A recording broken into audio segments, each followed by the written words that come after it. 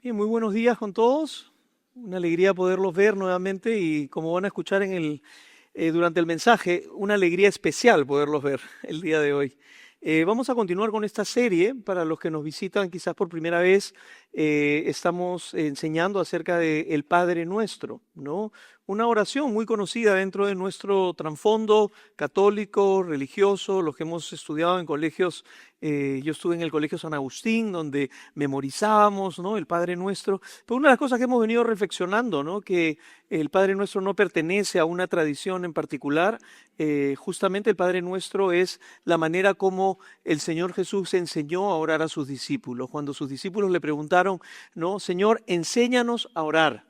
Ellos sabían orar, como probablemente tú oras, y cada uno de nosotros ora de repente a nuestra propia manera, en nuestra propia capacidad.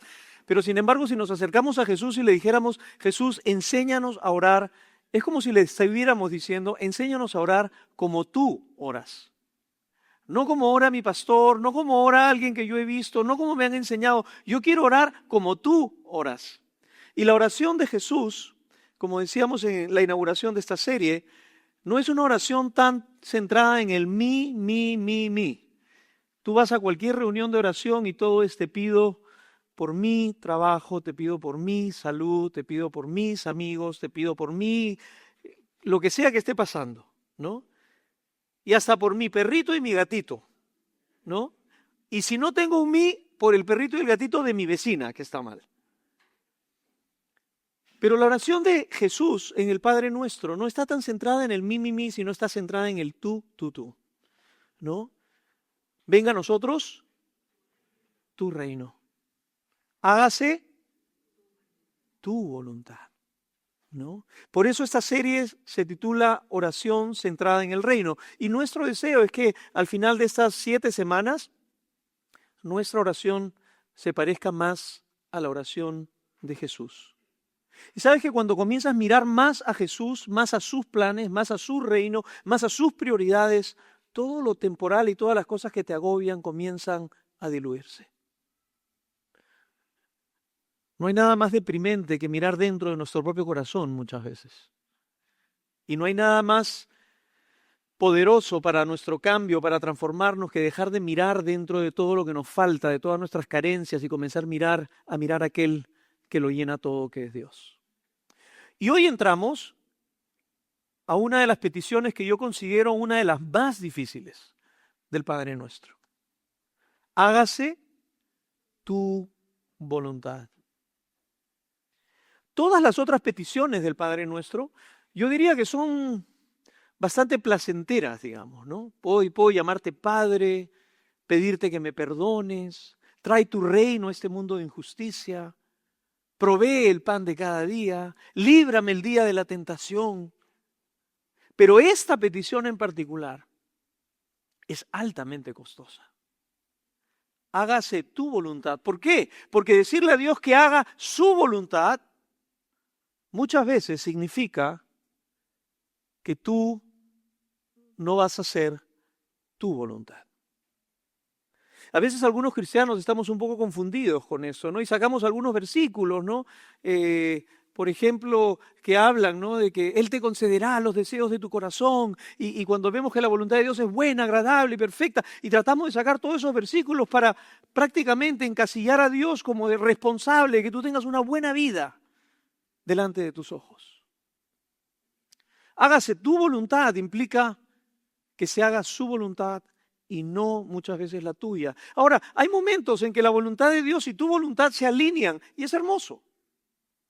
Hay veces que lo que yo quiero es lo que Dios quiere, lo que Dios quiere es lo que yo quiero, y ahí no hay problema. El tema es cuando la voluntad de Dios va por un lado y tu voluntad va por otro lado. O aún, el tema es cuando hay veces tú no tienes absolutamente ninguna facultad de hacer nada para alterar ciertas situaciones. Y ocurren cosas bajo las cuales tú no tienes control y no puedes ni siquiera explicar por qué está pasando lo que está pasando y cómo encajas la voluntad de Dios frente a ciertas circunstancias que no puedes explicar. Hace 2 semanas estábamos en Oxapampa con mi esposa, con mi hija, habíamos ido a una competencia, nos acompañó Hans, Julie, fueron 2 ángeles para nosotros y allá 2 angelitos más, Lucho y Luz también. estuvieron un grupo representando ahí de Cela Molina haciendo barra y a su pastor en la moto. Y bueno, ganamos la carrera, la pasamos todo muy, muy, muy lindo. Y el día lunes, en la madrugada, cuando estábamos saliendo del hotel rumbo a Lima, estaba lloviznando, estaba un poco oscuro, no se veía bien, y la ruta que bajaba del hotel era un camino muy angosto de tierra, una trocha, y había una parte donde había un badén de tierra lleno de agua, el tráiler no iba a pasar, me abro un poquito a la derecha, pero justamente esto es lo interesante. 3 minutos antes estábamos orando con Olga y con Camila y mi oración era: Padre, qué bueno es confiar en tu voluntad. Haz tu voluntad. Nos rendimos totalmente a tu voluntad. 3 minutos después ocurre lo que estaba pasando, estábamos bajando y a la hora que nos pegamos a la derecha la carreta cede, se jala hacia el barranco, la llanta de atrás se asienta y parece que cede el borde de la pista y el carro comenzó a rodar. Nos dimos 3 vueltas de campana y terminamos en el fondo. Había un espacio plano y de repente más abajo estaba el río. Cuando tratamos de salir del carro, las 2 puertas estaban trancadas, no podíamos salir, tuvimos que salir por la parte de atrás. Por la gracia de Dios, salimos ilesos los 3. Fue una pérdida material. Inmediatamente pudimos llamar, la primera persona que llamamos fue Hans. Hans se apareció con todo el equipo ahí a rescatarnos, a ayudarnos. Más tarde les puedo contar todos los detalles, pero ustedes se pueden imaginar el haber estado cerca de una situación casi de muerte, ¿no?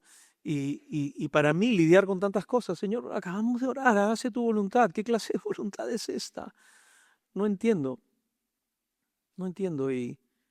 Y sinceramente ha sido un proceso que hasta ahora estamos procesando. Nos reímos ahora porque estamos bien, pero al mismo tiempo son olas que van y vienen de haber estado en una experiencia cercana a la muerte. Y sobre todo la responsabilidad de ser el que estaba frente al timón, ¿no? Creo que todavía es un proceso de tratar de imaginar qué hubiera pasado si le hubiera pasado algo a mi esposa o a mi hija por mi culpa o mi responsabilidad. No sé si me hubiera podido reponer de una situación así, sinceramente. Pero ¿sabes qué? Me encanta que la voluntad de Dios en medio de las circunstancias difíciles muchas veces no es hacerte el camino más fácil, sino es desarrollar convicciones, desarrollar tu confianza, aprender a conocerlo de una manera que no lo podríamos conocer a menos que atravesaríamos por estas cosas. Y no sabes para mí cuán importante ha sido tener esta convicción de que esto, no sé si fue una responsabilidad de piloto, no sé si fue una situación espiritual, no sé qué cosa fue, no sé si vino del enemigo de Dios, pero una cosa sé, es que Dios no desaprovecha ninguna circunstancia de nuestra vida y que su voluntad es que podamos conocerlo mejor, confiar en Él mejor, y eso no sabes cuánto me sostiene cuando hay cosas que no puedo explicar. Sin embargo, hoy vamos a hablar acerca de la voluntad de Dios y especialmente no de las cosas que no podemos controlar. En las cosas que no podemos controlar, una enfermedad, un accidente, una situación económica, política del país, son cosas que yo no puedo controlar. Lo único que nos queda es confiar que detrás de todo eso hay un Dios que está cumpliendo sus propósitos. Pero las situaciones en las que nosotros sí tenemos la capacidad de tener que discernir y tomar una decisión, de eso les quiero hablar esta mañana.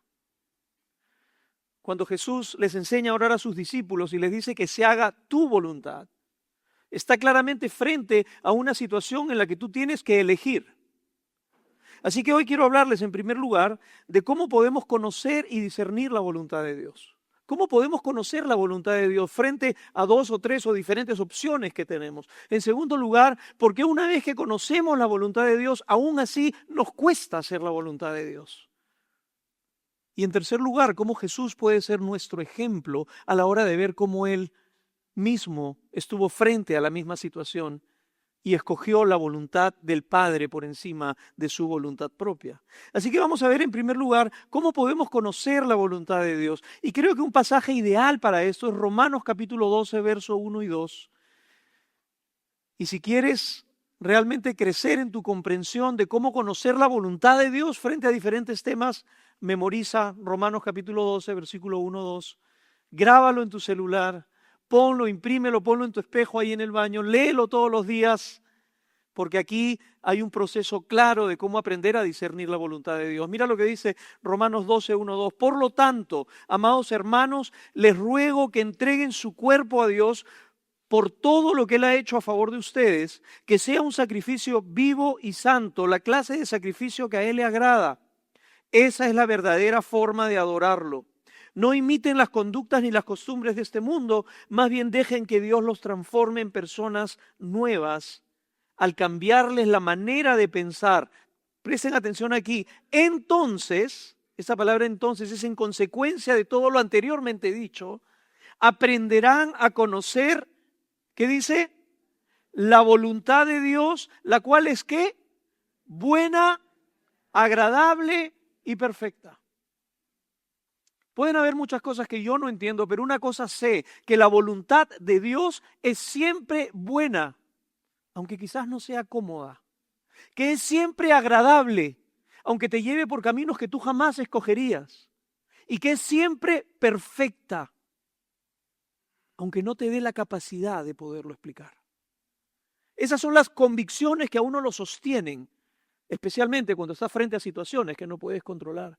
Yo sé que la voluntad de Dios es buena, es agradable y es perfecta. Pero fíjate que está al final del versículo 2, para que conozcas cuál es la voluntad. ¿Qué cosa es lo que debemos hacer en primer lugar? Y hay tres cosas que quiero mencionar de Romanos capítulo 12. En primer lugar, consagración. Consagración, fíjate, comienza diciendo el versículo 1, hermanos, les ruego que entreguen sus propios cuerpos a Dios por todo lo que Él ha hecho por vosotros. Acá está hablando de un sacrificio, pero de un sacrificio vivo. Normalmente los sacrificios eran muertos. Cuando tú ibas a ofrecer un sacrificio, ¿qué hacías? Normalmente comprabas ahí en el mercado un borreguito, lo degollabas, lo llevabas, lo ponías en el altar, lo quemaban y ese era el sacrificio. El borreguito no tenía absolutamente nada que hacer en el tema. El borreguito no tenía voluntad. El borreguito estaba muerto. Y cuando algo muerto está en el altar, no tiene opción. Pero acá dice Pablo, tienes que entregar tu vida como un sacrificio vivo. Es decir, voluntariamente tienes que caminar a ese altar y ofrecer tu vida como un sacrificio vivo, santo, delante de Dios. La palabra consagración significa entregar voluntariamente todas las áreas de tu vida a Dios. ¿Quieres conocer cuál es la voluntad de Dios, buena, agradable y perfecta? Tienes que comenzar por consagrar tu vida a Dios.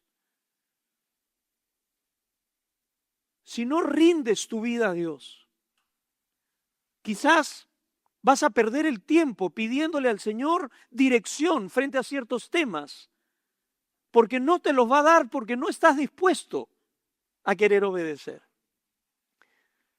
Yo estoy, bueno, como líderes, como pastores, muchas veces hacemos consejería. Aquí hay varios también expertos en la salud mental que son consejeros, son psicólogos, y algunos que no han estudiado, pero también hacen consejería y psicología.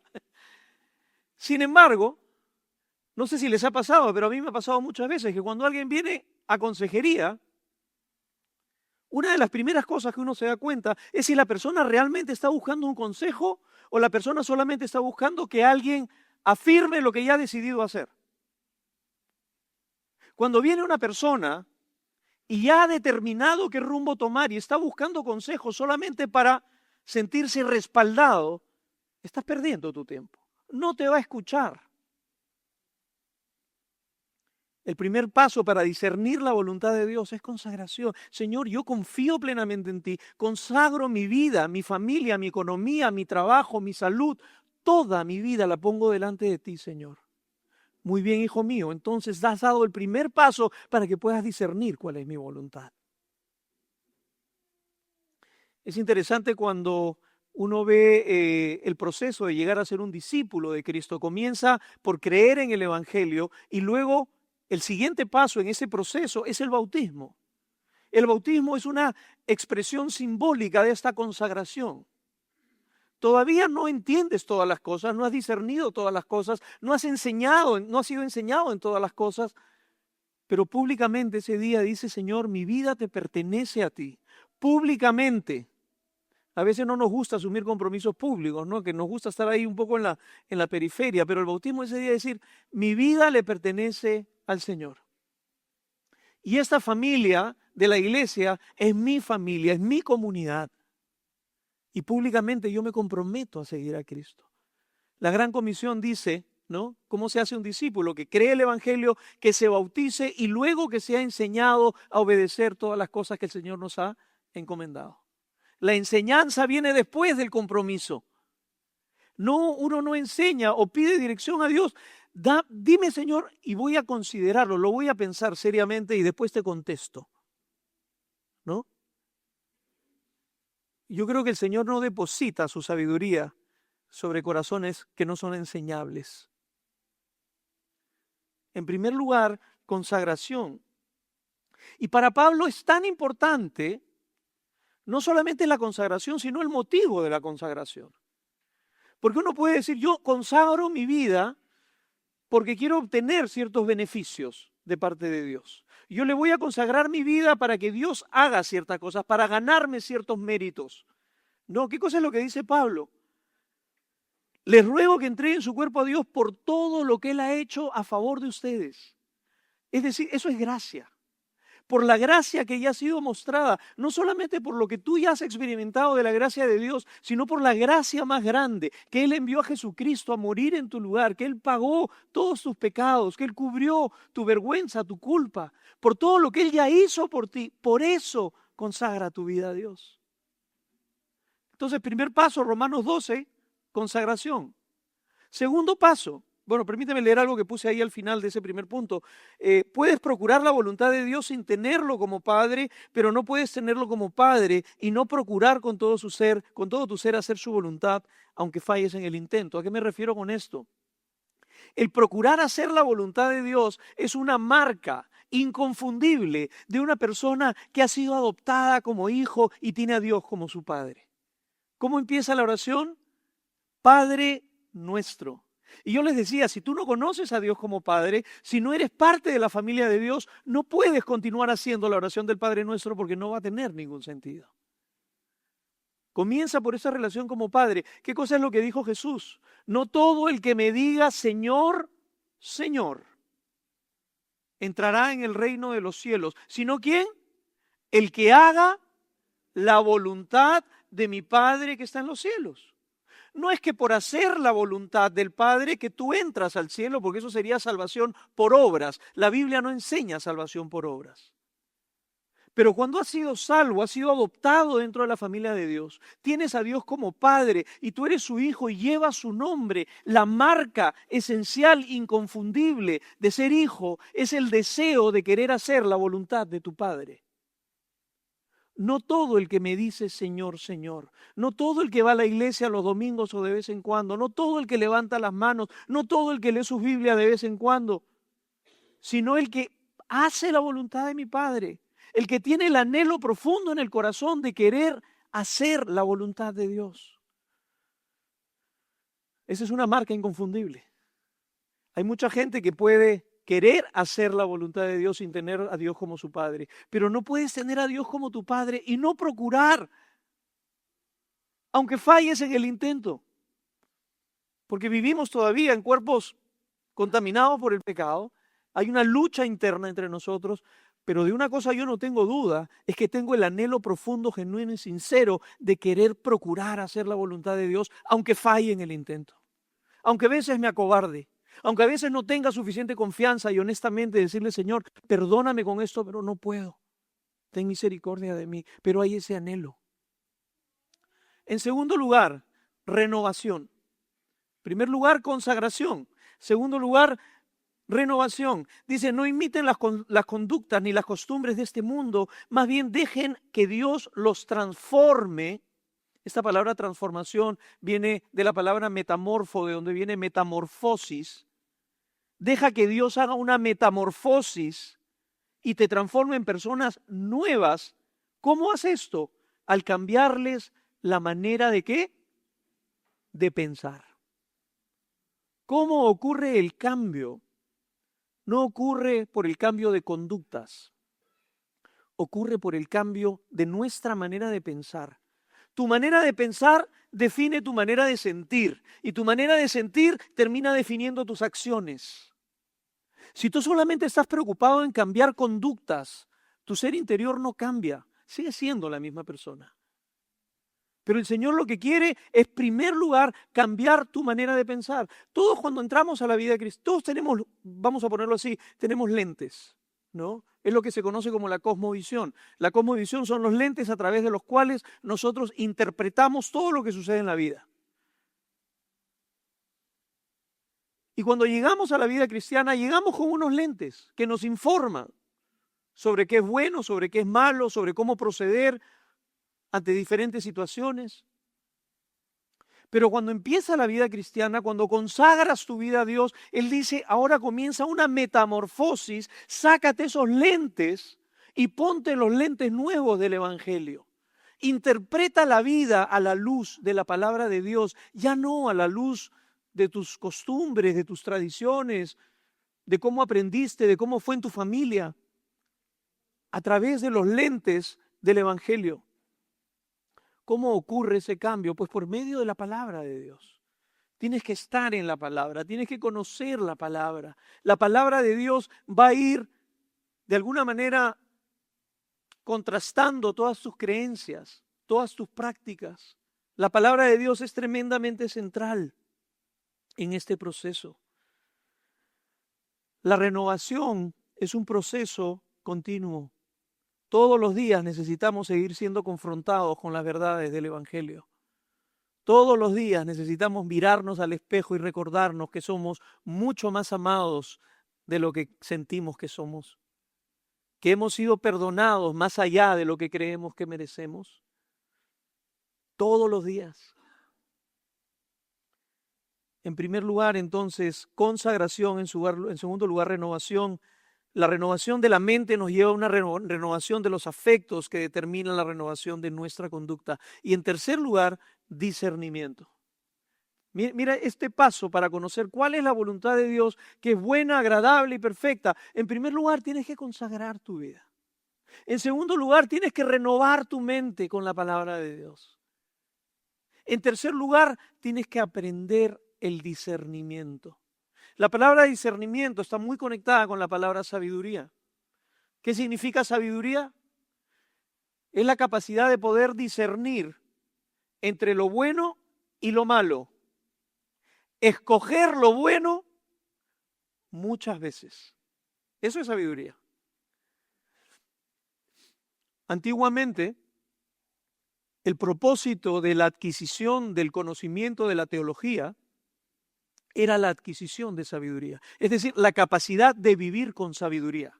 La gente estudiaba la Biblia, la gente iba siendo transformada por la palabra de Dios para adquirir sabiduría. Hoy en día, la adquisición de la sabiduría ya no está, la adquisición del conocimiento teológico y bíblico no está conectado con la sabiduría, sino con el conocimiento.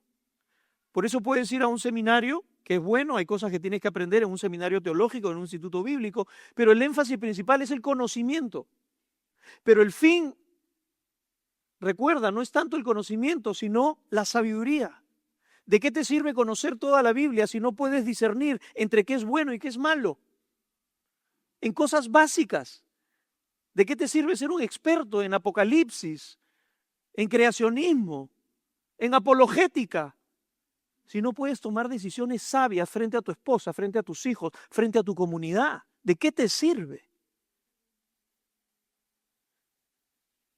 Mira lo que dice, me encanta. Entonces aprenderán a conocer la voluntad de Dios para ustedes, la cual es buena, agradable y perfecta.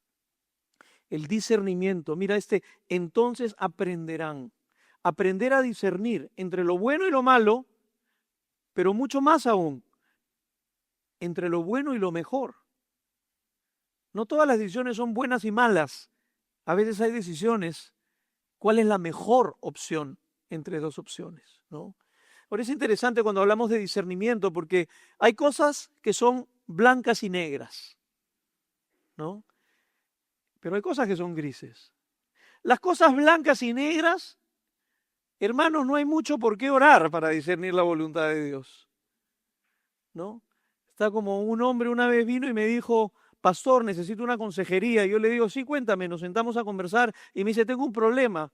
A ver, cuéntame tu problema. Me dice, bueno, es que estoy casado hace 25 años con mi esposa. Le digo, qué bueno. ¿Y cuál es tu problema? Es que he conocido a otra mujer y me he enamorado de ella. Este, ¿Cómo te puedo ayudar? Es que no sé cuál será la voluntad de Dios, que abandone a mi esposa o que me deje llevar por mi corazón. Cualquier parecido con la realidad es mera coincidencia. Un amigo me ha contado, acá no es nadie acá. Pero ese es un blanco y negro, ¿no? Un joven, ¿no? De nuevo también está con una chica. Mira, que nosotros estamos pensando de repente más adelante casarnos, pero mi papá me ha dicho que primero tenemos que conocernos porque de repente no va a funcionar, así que, pero yo sé que la Biblia dice, habla de pureza. ¿Cuál será la voluntad de Dios? Yo la amo, pastor. En verdad da ganas de agarrarlos a bibliazos, pues, ¿no? O sea, sobre esas cosas no pierdas el tiempo orando. Simplemente, seguramente tu vida no ha sido consagrada delante de Dios, por eso no quieres escuchar lo que Dios ya te ha dicho que debes hacer. Ahora, las áreas grises son más complejas, ¿no? Señor, ¿no? ¿Será fulano el que has traído para ti? ¿Será él? ¿No? ¿Será arquitectura o ingeniería? Y no sé si yo he conocido gente que a veces abre la Biblia y encuentra, no, el Señor me ha dicho arquitectura porque me mostró ese versículo que dice que nadie construye un edificio. Ah, bueno, pues, está bien. Yo soy muy escéptico para ese tipo de revelaciones. Hay gente que Dios escucha a Dios así de esa manera. Yo lo respeto, no entro ahí a tallar. En mi experiencia, normalmente una cosa he aprendido y es que en estas áreas grises muchas veces la misma decisión para dos personas puede ser diferente. Y ambas elecciones pueden ser correctas o incorrectas. No hay una sola decisión correcta. Yo siempre me acuerdo cuando estaba pensando en dejar de competir profesionalmente en motocross y estaba en una crisis existencial, porque era parte pues de mi vida y no lo quería dejar profesionalmente, porque no lo he dejado todavía. Entonces, me acuerdo que busco a una persona que era una referencia para mí, mi hermano, ¿no? Mi hermano Alex. Y le digo, oye Alex, estoy en esta disputa, no sé, estoy que me rompo la cabeza, estoy orando, ayunando, Señor, corro, no dejo de correr. Y esperaba sabiduría de mi hermano. Y mi hermano seguía tomando su lonchecito y me dice, Julio, mira, si tú decides seguir corriendo, el Señor va a estar contigo. Y siguió tomando su... Y si decides dejar de correr, también va a estar contigo. O sea, eso es todo lo que me vas a decir. Pero en el fondo detrás de ese consejo estaba, ¿qué mueve tu corazón? ¿Cuál es la motivación? ¿Es un asunto de identidad para ti? ¿Por qué lo quieres hacer? Entonces, fíjate, decidir seguir puede haber sido bueno o malo, decidir parar puede haber sido bueno o malo. Porque en las áreas grises yo creo que lo que más alinea es realmente quiénes somos, qué es lo que nos mueve, cuál es nuestra identidad. Es más importante que escoger derecha o izquierda.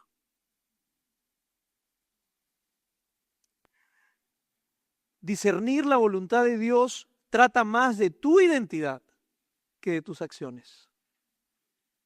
¿Y sabes qué es lindo cuando estás caminando en comunión con el Señor?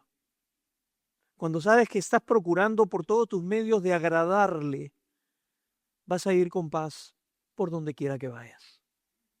Porque no son decisiones morales o éticas. No son blanco y negro, que la Biblia es muy clara sobre esos temas. Puedes descansar en que Dios va desarrollando esa capacidad en ti para discernir. Y para aprender a discernir es algo que se aprende y todo lo que se aprende se va construyendo desde el error.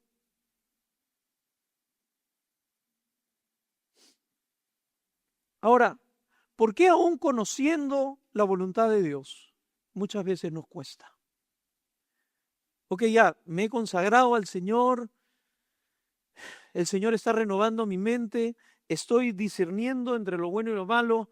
Ahora que ya sé qué es lo que Dios quiere, ¿por qué me cuesta igual hacer lo que Dios quiere que haga?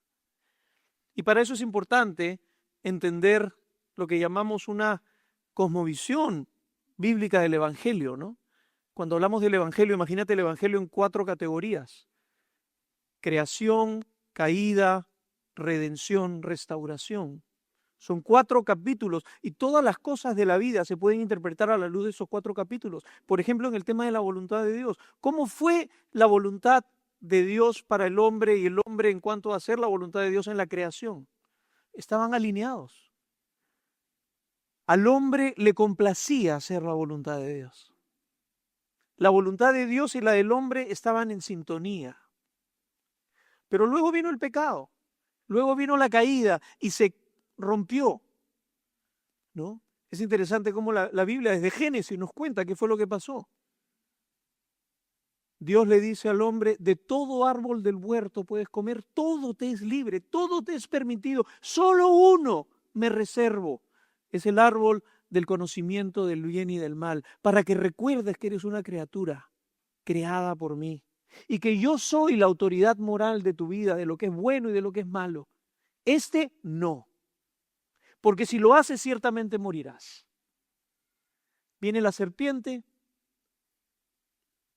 y tuerce la verdad de Dios y les dice: así que Dios les ha dicho, ¿no?,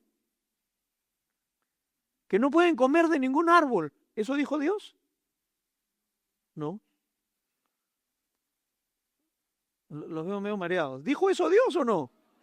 No. ¿Qué dijo Dios? Puedes comer de todo. ¿Y qué dijo el diablo?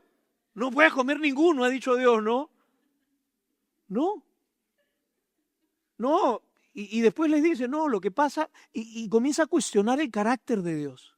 Lo que pasa es que Dios sabe que si tú tomas del fruto del árbol del conocimiento del bien y del mal, vas a llegar a ser como Él.